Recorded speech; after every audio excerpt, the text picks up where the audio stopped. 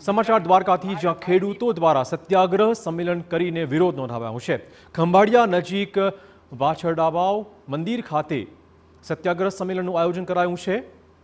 જમીન માપણી સંપૂર્ણ રદ કરવા સહિતના મુદ્દે આ સંમેલનમાં ચર્ચાઓ થઈ। સત્યાગ્રહ સંમેલનમાં મોટી સંખ્યામાં ખેડૂતો ઉમટ્યા હતા। આ સંમેલનમાં કોંગ્રેસ અને આપના નેતાઓ એક જ મંચ પર જોવા મળ્યા હતા। સરકાર પર ભૂલ સુધારણાની માત્ર અરજીઓ કરાવવાનો આરોપ છે। ચાલુ વર્ષનું પાક ધિરાણ સંપૂર્ણ માફ કરવાની માંગ અહીંથી સામે આવી છે। જમીન માપણી કેન્સલ કરી નવી માપણી કરવાની પણ માંગ સામે આવી છે।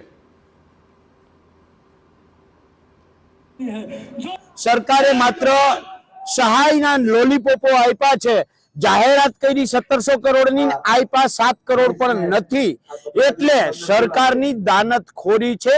એની સામે આજે દ્વારકા જિલ્લાના ખેડૂતો સામૂહિક રીતે અમે ભાજપ, કોંગ્રેસ, આપ તમામ રાજકીય આગેવાનોને, તમામ રાજકીય સંગઠનના આગેવાનોને આમંત્રણ આપ્યું છે અને એના માધ્યમથી આજે ખેડૂત સત્યાગ્રહ કાર્યક્રમ કરી અને કલેક્ટરને આવેદન પત્ર આપવા જવાનું।